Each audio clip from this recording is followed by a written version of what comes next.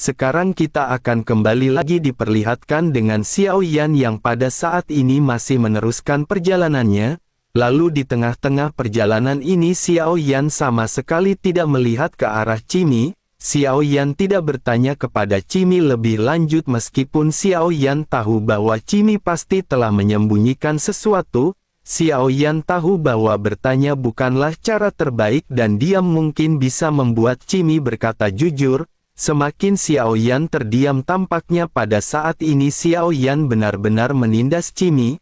Cimi juga menyadari hal tersebut dan secara logika Xiao Yan pasti akan menanyakan banyak pertanyaan kepada Cimi, tetapi pada saat ini Xiao Yan masih terus menatap ke depan dan tidak mengucapkan sepatah kata pun di dalam perjalanan. Selain itu tanpa disadari tim Xiao Yan juga pada saat ini telah berkembang. Selain dari Zhonggu Long Biao dan Jin Dongming pada saat ini ada Si Xiao dan Cimi. Tentu saja kekuatan dari orang-orang ini juga masih bisa diabaikan oleh Xiao Yan tetapi setidaknya mereka akan bisa menghemat waktu jika berhadapan dengan permasalahan yang tidak diperlukan. Xiao Yan juga pada saat ini tidak terlalu memperhatikan mereka karena Xiao Yan pada saat ini memiliki pemikiran lain. Xiao Yan telah menyadari bahwa tempat ini adalah palsu atau ilusi tetapi dampak yang mereka terima merupakan dampak yang nyata. Xiao Yan pada saat ini akhirnya hanya memiliki satu pertanyaan di dalam benaknya, apakah klan Cimi benar-benar telah mati? Xiao Yan benar-benar tidak yakin karena kemampuan Cimi ini benar-benar di luar nalar. Dirinya bisa menciptakan atau merebut tubuh dalam jumlah yang banyak dan hal itu benar-benar sangat mencengangkan. Jika begitu permasalahannya Xiao Yan pada saat ini khawatir tampaknya permasalahan penghalang dari iblis keabadian kuno ini bukanlah karena serangan dari luar. Mungkinkah semuanya bersumber dari dalam dengan adanya pertempuran yang sangat besar? Xiao Yan pada akhirnya bergumam bahwa dirinya khawatir klan Cimi ini sesungguhnya tidak sesederhana yang dibayangkan. Hal yang sama juga berlaku di alam iblis keabadian kuno. Terlepas dari apakah keberuntungan di alam ini diturunkan, Xiao Yan pada saat ini masih harus meninggalkan tempat ini secepat mungkin. Xiao Yan pada akhirnya menghela nafas dan Xiao Yan telah membuat tebakan yang berani. Meskipun hal ini masih belum bisa dikonfirmasi tetapi Xiao Yan akan mencari mengenai kebenaran hal ini. Selain itu terlepas dari apakah tempat ini nyata atau tidak, setelah masuk ke sini dan setelah beberapa pertempuran kekuatan Xiao Yan masih meningkat pesat, Xiao Yan memperoleh keterampilan bertarung tingkat suci tebasan Qianku dan di dalam pertempuran dengan Wan Ji. Xiao Yan telah memahami penggunaan lebih lanjut dari tubuh klon dewa asli. Meskipun setelah keberuntungan menghilang kekuatan Xiao Yan kembali ke keadaan semula tetapi Xiao Yan pada saat ini bisa merasakan adanya peningkatan kekuatan. Sebelum Xiao Yan meninggalkan alam iblis keabadian kuno tujuan Xiao Yan pada saat ini setidaknya menerobos ke langkah ke-8 keabadian kaisar. Xiao Yan juga pada saat ini menyadari bahwa meskipun Xiao Yan pada akhirnya bisa menerobos sepertinya Xiao Yan harus mencari keterampilan bertarung untuk menopang kekuatannya. Xiao Yan harus mencari sarana untuk bisa mengeluarkan potensi maksimal dari kekuatan yang dimiliki Xiao Yan. Xiao Yan pun bergumam bahwa jika Xiao Yan ingin menerobos Xiao Yan harus memiliki lebih banyak sarana. Sebagian besar keterampilan bertarung yang digunakan sebelumnya tidak dapat lagi memenuhi persyaratan Xiao Yan. Keterampilan bertarung di tingkat suci terlalu sedikit dan jika Xiao Yan tidak memiliki keterampilan bertarung yang cukup kuat, maka kekuatan Xiao Yan sendiri tidak akan bisa ditampilkan dengan maksimal. Xiao Yan pun terus-menerus merenung dan bersamaan dengan hal tersebut pada akhirnya mereka telah sampai di tempat istana. Mereka tidak melanjutkan perjalanan dan Si Xiao pada saat ini segera memperlambat pergerakannya. Selama perjalanan Xiao Yan juga membuka peta terus-menerus untuk memastikan bahwa Si Xiao tidak memimpin jalan secara acak. Pada saat ini pemandangan yang ada di depan semua orang tampak dipenuhi dengan pasir berwarna kuning. Batu-batu besar berdiri tegak dan sejauh mata memandang. terlihat berbagai macam senjata yang hancur, tetapi yang mengherankan adalah ukuran senjata tersebut tidaklah kecil. Semua senjata yang hancur dan patah ini memiliki ukuran hingga setengah puncak gunung. Ada juga bongkahan batu yang menjulang tinggi yang tampak tertata rapi, tetapi jika diperhatikan lebih dekat ternyata ini bukanlah bongkahan batu melainkan deretan tulang. Kelompok Xiao Yan terus melesat ke depan dan begitu sampai di kedalaman apa yang berada di depan semua orang pada saat ini bahkan lebih mengerikan. Tanpa disadari mereka pada saat ini berdiri di sebuah lubang besar yang ternyata adalah kelopak mata dari tengkorak. Xiao Yan pada saat ini menyadari ada sesuatu yang aneh dan pupil mata Xiao Yan tiba-tiba menyusut. Dibandingkan dengan keterkejutan yang Xiao Yan lihat, Xiao Yan pada saat ini juga bisa merasakan adanya kehendak yang datang. Tampaknya kerangka-kerangka ini masih memiliki secercah sisa jiwa dan suara-suara ini seketika bergema di benak Xiao Yan. Ada banyak suara yang meminta Xiao Yan untuk jangan masuk. Ada juga beberapa di antara suara ini yang meminta Xiao Yan menyerahkan tubuhnya kepada leluhur. Biarkan leluhur membalas darah dan kebencian dari klan mereka.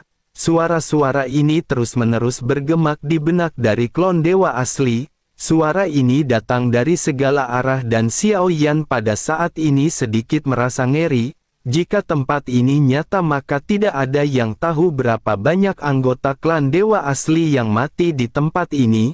Kerangka mereka semua terkubur di gurun pasir dan hanya menyisakan tulang belulang dari klan dewa asli. Xiao Yan pada saat ini menghela nafas karena jika begitu permasalahannya, dapat dipastikan klan Cimi begitu kuat hingga bahkan klan dewa asli pun mereka mainkan. Semua orang pada saat ini hanya bisa menatap ke area di sekitar sebelum akhirnya suara hembusan kencang segera terdengar dari kejauhan. Terlihat ada beberapa cahaya pelangi yang saling bekerjaran dan di kejauhan, tampaknya sosok-sosok cahaya pelangi ini melesat menuju ke arah Xiao Yan dan yang lainnya. Sebuah suara dari sesosok wanita juga pada saat ini seketika terdengar di telinga semua orang. Sosok tersebut berkata, bisakah saudara pada saat ini menyelamatkannya? Dirinya pasti akan membalas mereka dengan kebaikan yang besar di masa depan. Begitu selesai berbicara, satu kilatan pelangi pada saat ini dengan cepat segera bergegas ke hadapan kelompok Xiao Yan.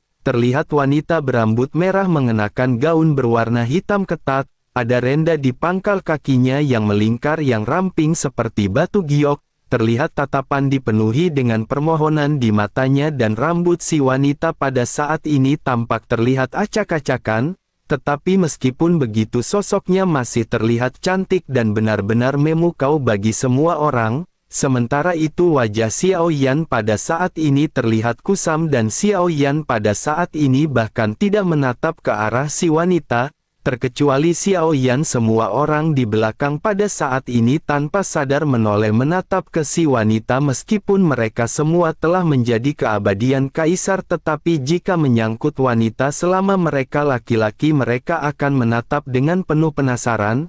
Terlebih lagi pada saat ini si wanita terlihat berantakan dan penuh dengan kehancuran. Hal ini pada akhirnya membuat semua orang merasa cinta dan kasihan. Tepat dengan semua orang yang pada saat ini terdiam dan menunggu apa yang akan dilakukan oleh Xiao Yan, mereka melihat Xiao Yan mengerutkan kening dan berteriak dengan suara yang dalam ketika berkata jika dirinya berani mendekat lagi maka dirinya akan mati. Si wanita terkejut menatap ke arah Xiao Yan yang mengabaikannya dan sosoknya segera kembali mulai berbicara. Dengan nada mendesak sosoknya berkata bahwa dirinya memiliki warisan penguasa Istana Wu. Jika saudara bersedia mengambil tindakan maka dirinya bersedia memberikannya. Penguasa Istana Wu sudah mati dan kebangkitan akan memakan waktu yang lama. Dirinya juga tahu di mana seni bela diri yang diwarisi dari dewa asli. Xiao Yan seketika membekuk begitu mendengar hal ini dan menatap ke arah si wanita. Selanjutnya kepala Xiao Yan terangkat menuju ke arah kilatan cahaya yang telah mendekat. Terkecuali Zonggu, Long Biao dan Jin Dongming, semuanya pada akhirnya bergegas begitu melihat Xiao Yan mengangkat kepalanya. bagaimanapun mereka telah mengerti temperamen Xiao Yan dan mereka pada saat ini segera mengambil tindakan. Keduanya pada saat ini melayang di langit dan bersamaan dengan hal tersebut, kilatan cahaya yang mendekat seketika berhenti tetapi tidak segera terjadi pertempuran di antara mereka. Sosok-sosok yang mengejar si wanita pada saat ini hanya sedikit menyipitkan matanya sebelum akhirnya bergegas mundur. Mata Xiao Yan seketika sedikit menyipit begitu Xiao Yan melihat hal ini. Sementara itu wanita yang mengenakan pakaian compang camping pada saat ini segera mendatangi Xiao Yan. Sosoknya menangkupkan tangan dan mengucapkan terima kasih banyak atas bantuan Xiao Yan. Xiao Yan memandang ke arah si wanita yang tampak berlumuran darah dan sepertinya dirinya baru saja melalui pertempuran yang sengit. Tetapi meskipun begitu Xiao Yan pada saat ini masih berbicara dengan dingin ketika bertanya di manakah warisannya. Si wanita itu pun menggigit bibir merahnya dengan gigi peraknya sebelum akhirnya mengulurkan telapak tangannya sambil memegang pecahan gambar yang tidak lengkap.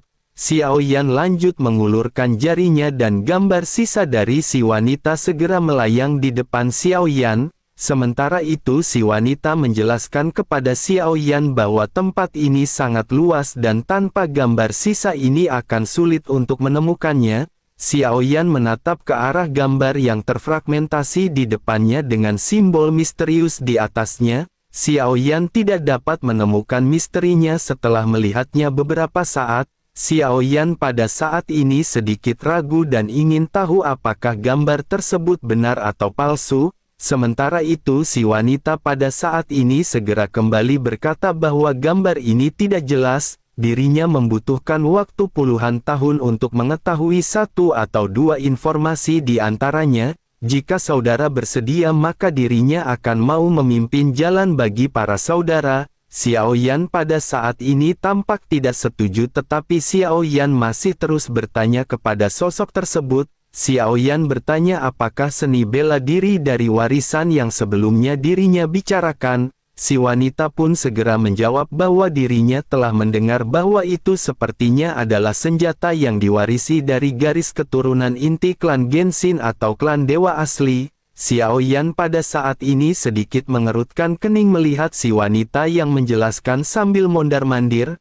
Kakinya yang panjang dan ramping di bawah rok hitam panjang membuat semua orang pada saat ini terpesona. Long Biao pada saat ini memandang keindahan di depannya tanpa berkedip sama sekali. Sosok-sosok lainnya juga pada saat ini tampak tersepona tetapi tidak ada pikiran jahat di benak masing-masing. Tepat bersamaan dengan semua orang yang pada saat ini terdiam, Xiao Yan pun segera menghela nafas dan berkata jika begitu permasalahannya maka dirinya boleh pergi. Gambar ini adalah harga yang akan Xiao Yan dapatkan setelah menyelamatkannya. Wanita itu tiba-tiba merasa cemas saat melihat Xiao Yan yang sepertinya tidak berencana membawanya pergi. Sosok tersebut pun segera berkata bahwa dirinya tahu tempat ini dengan sangat baik. Semua temannya telah mati di dalam pertempuran dan bisakah Tuan membawanya bersamanya? Dirinya berjanji tidak akan merepotkan terlebih lagi dirinya dapat memahami sebagian besar gambar yang rusak ini. Xiao Yan pada saat ini segera berkata dengan dingin bahwa hal itu tidak perlu. Wanita itu hanya bisa menggertakkan giginya dengan mata yang tampak memerah dan menyedihkan. Xiao Yan pada saat ini mengabaikannya dan Xiao Yan seketika memimpin semua orang untuk pergi bersama-sama. Wanita ini pada akhirnya ditinggalkan sendirian di padang pasir yang berwarna kuning kecoklatan. Setelah Xiao Yan pergi kemerahan di mata wanita tersebut menghilang dan matanya berubah menjadi jernih. Sosoknya lanjut bergumam bukankah tubuhnya cukup menarik? Dirinya tidak menyangka bahwa Xiao Yan tampak seperti gedebok pisang. Dirinya sama sekali tidak tertarik dengan keindahan yang baru saja dirinya tampilkan. Pakaian dan tampilan dari wanita ini seketika berubah begitu juga dengan wajahnya. Rambut merahnya juga memudar dan jika Xiao Yan dan Zhonggu melihat sosok tersebut, maka mereka akan mengenalinya secara sekilas karena sosok ini adalah Tuan Yu Yan dari alam iblis keabadian kuno. Yuyan pada saat ini bergumam karena Xiao Yan tidak ingin melindunginya, maka ialah yang akan melindungi Xiao Yan. Sosok Yuyan pada akhirnya kembali bergerak dengan mengenakan gaun putih, mengikat rambutnya menjadi sanggul dengan jepit rambut berwarna emas. Seluruh sikapnya berubah dari sosok wanita yang menyedihkan menjadi wanita yang dingin dan menawan yang membuat semua orang terpesona.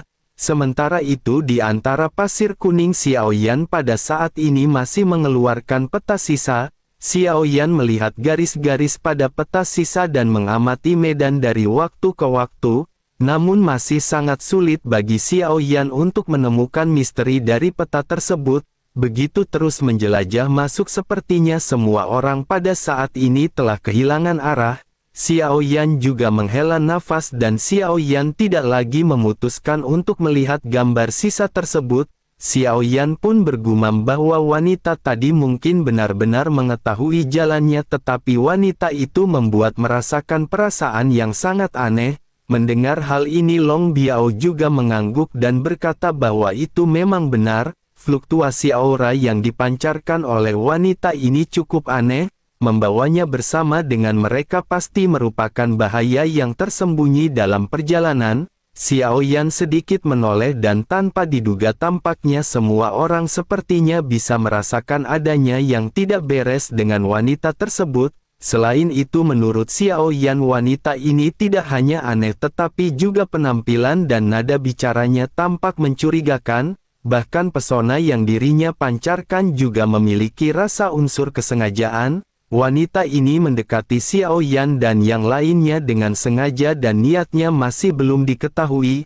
Pada akhirnya penolakan tegas Xiao Yan ini juga membuat semua orang menghela nafas lega. Selanjutnya semua orang pada akhirnya kembali menatap ke sekitar yang masih dipenuhi dengan pasir berwarna kuning. Sementara itu Xiao Yan pada saat ini menyipitkan matanya karena dari waktu ke waktu beberapa suara gumaman selalu terdengar di benak Xiao Yan. Seiring dengan Xiao Yan yang tidak menanggapi gumaman-gumaman ini, suara-suara itu pada akhirnya menjadi semakin marah. Kemarahannya ini terus meningkat ketika mereka berteriak mengapa Xiao Yan belum mengambil tindakan. Apa yang pada saat ini ditunggu oleh Xiao Yan dan mengapa dirinya tidak menyelamatkan leluhurnya? Xiao Yan bisa merasakan banyak gumaman ini di dalam benaknya, begitu juga di dalam benak klon dewa asli. Tampaknya hanya Xiao Yan yang mengalami hal ini karena semua orang pada saat ini tampak terdiam dan tidak berbicara. Bersamaan dengan suara-suara yang terdengar semakin marah di benak Xiao Yan pada saat ini tiba-tiba sesosok besar terbentuk dari pasir berwarna kuning. Sosok ini berubah menjadi sosok raksasa yang langsung meninju ke arah Xiao Yan dan yang lainnya. Long Biao segera melangkah maju dengan pedang panjang yang muncul yang langsung diayunkan. Pedang ini dalam sekejap mata bertabrakan dengan raksasa tersebut dan raksasa tersebut langsung dihancurkan. Long Biao mengerutkan kening dengan sedikit keterkejutan dan bertanya apakah ini adalah ilusi. Bayangan ini hanya memancarkan rasa dingin yang kuat tetapi dirinya tampaknya tidak memiliki kekuatan untuk bertempur. Bersamaan dengan Long Biao yang pada saat ini tertegun, Xiao Yan segera berteriak ketika berkata bahwa mereka semua benar-benar berisik. Xiao Yan meledakkan raungan yang memegahkan telinga yang menyebar ke segala arah. Semua orang tiba-tiba terkejut tetapi bersamaan dengan hal ini raungan Xiao Yan menyebabkan seluruh pasir kuning beterbangan dan membeku. Selanjutnya pasir-pasir di sekitar seketika terbentuk menjadi banyak bayangan yang meraung ke arah kelompok Xiao Yan. Long Biao kembali melakukan tindakan dan hasilnya masih tetap sama. Selanjutnya semakin banyak bayangan yang terbentuk yang menyerang ke arah kelompok Xiao Yan. Namun mereka semua pada akhirnya berhasil dihancurkan oleh Long Biao dengan mudah. Long Biao pada saat ini masih dipenuhi dengan kebingungan dan bersamaan dengan hal ini, gemuruh seketika membawa angin dan kekuatan yang menakutkan. Baru pada saat itulah Long Biao menyadari bahwa ini bukanlah bayangan seperti apa yang baru saja ditemui oleh Long Biao. Ini bukanlah bayangan yang terbentuk oleh pasir kuning. Long Biao menatap ke arah telapak tangan yang dengan kekuatan kuatnya langsung dilesatkan ke arah kelompok Xiao Yan. Long Biao pada akhirnya menebaskan 3 lesatan pedang membentuk energi pedang setinggi 100 meter. Keduanya segera bertabrakan dan setelah terdapat beberapa jeda, energi pedang Long Biao pada saat ini langsung runtuh di bawah telapak tangan yang besar. Kekuatan tulang dari telapak tangan yang besar ini juga benar-benar di luar bayangan Long Biao. Setelah energi pedang Long Biao runtuh pada saat ini sosoknya mau tidak mau segera bertabrakan dengan telapak tangan raksasa. Benturan keras kembali terjadi dan tubuhnya terkena telapak tangan tulang yang datang dari sisi lain. Long Biao seketika memuntahkan seteguk besar darah dan seluruh tubuhnya terlempar mundur. Long Biao menghantam pasir dengan keras dan sosoknya pada saat ini benar-benar tenggelam dan menghilang. Sementara itu di pasir tempat bayangan telapak tangan yang menyerang Long Biao muncul, pada saat ini beberapa sosok raksasa bertulang putih dengan tinggi ribuan meter juga menjulang.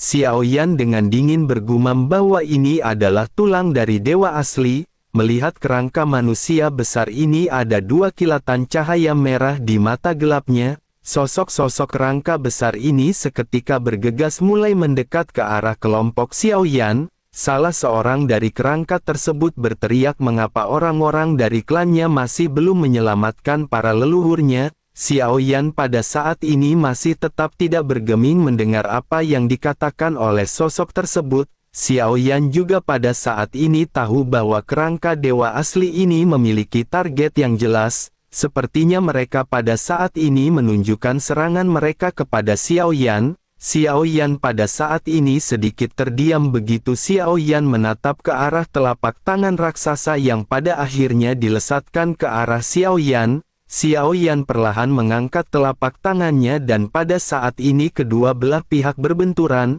Energi yang dipenuhi dengan kekerasan pada saat ini menyebar ke segala arah tetapi sosok Xiao Yan pada saat ini masih tidak bergerak sama sekali. Xiao Yan pada saat ini segera berteriak dengan dalam beraninya mereka menanyai Xiao Yan tentang identitasnya. Menanggapi hal tersebut sosok kerangka tersebut kembali berkata bahwa leluhur mereka semua ada di sini. Mengapa dirinya pada saat ini tidak membantu para leluhur keluar? Mereka semua adalah leluhurnya dan dirinya harus patuh terhadap perintah para leluhur.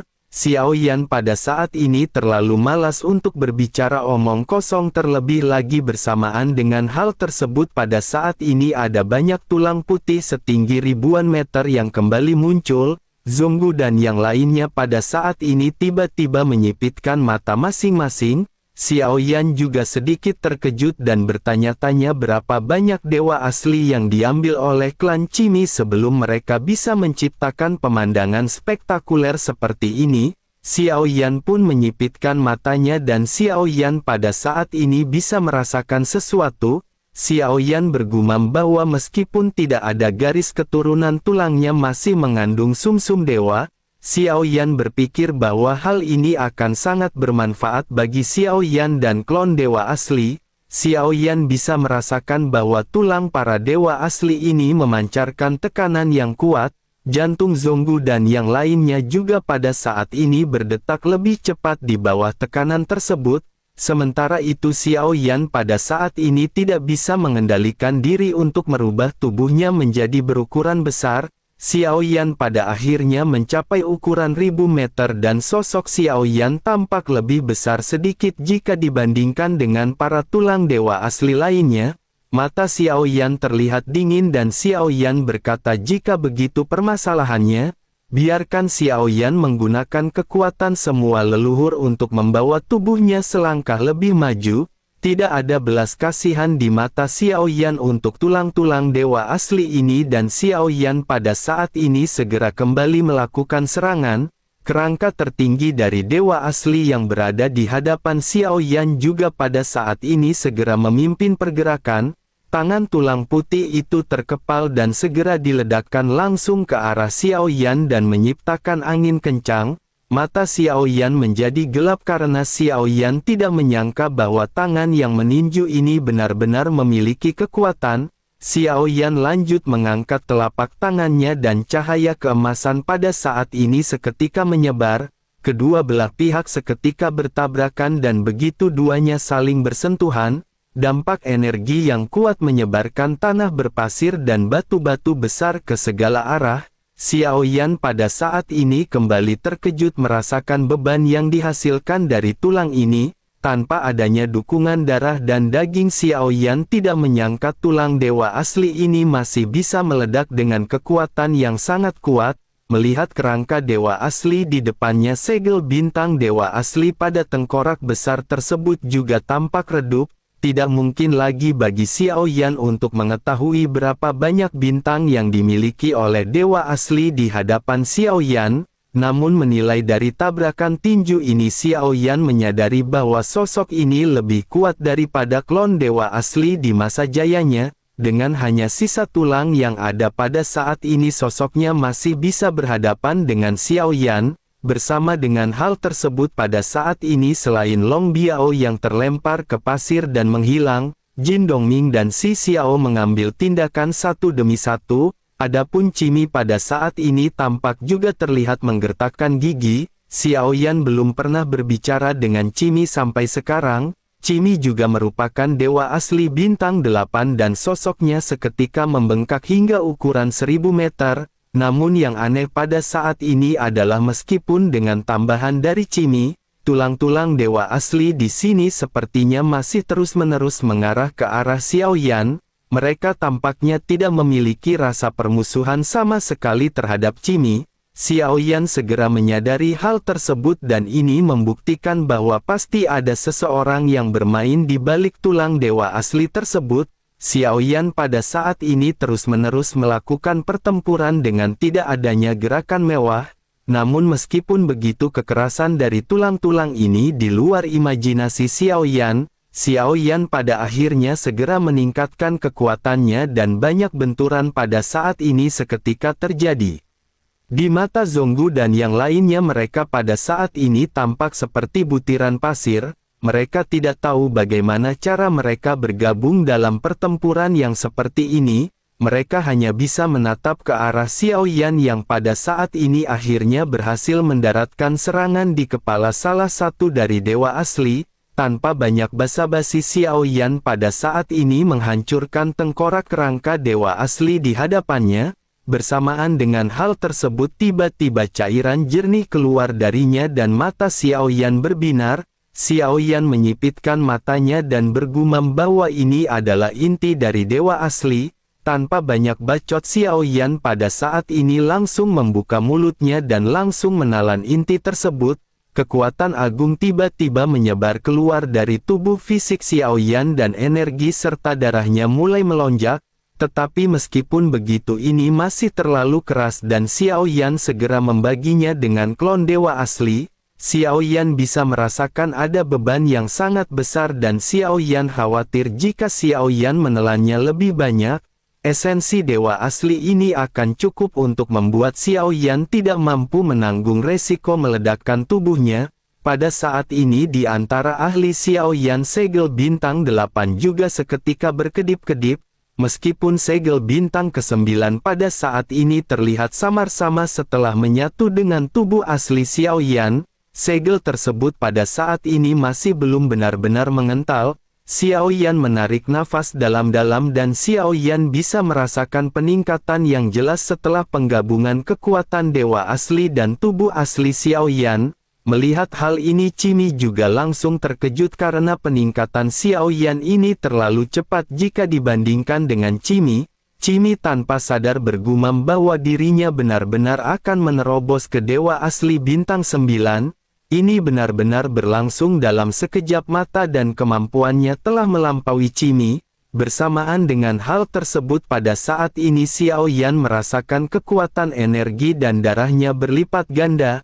Ukuran tubuhnya yang awalnya hanya 1000 meter pada saat ini tampaknya tidak lagi telah mencapai batasnya. Tubuh fisiknya juga dapat terus berkembang pesat dan dalam setiap tambahan tubuh fisik Xiao Yan juga akan menjadi semakin kuat. sosok Xiao Yan terus membesar dan dalam sekejap mata tulang dewa asli yang ukurannya hampir sama dengan Xiao Yan sebelumnya tampak seperti anak kecil dengan ukuran setinggi lutut Xiao Yan.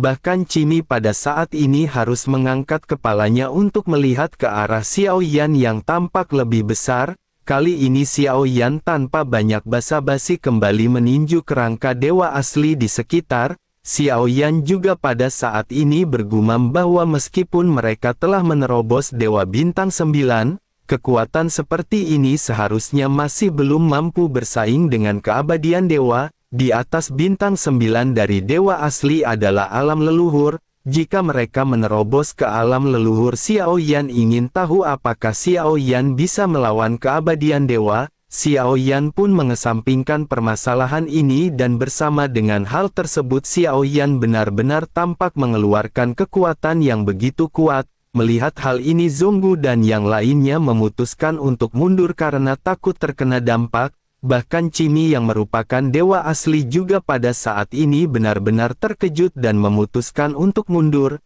Cimi merasa bahwa Xiao Yan pada saat ini bisa menghadapi mereka semua sendirian. Tinju Xiao Yan pada saat ini terus-menerus dilesatkan dan berhasil menghancurkan beberapa kerangka.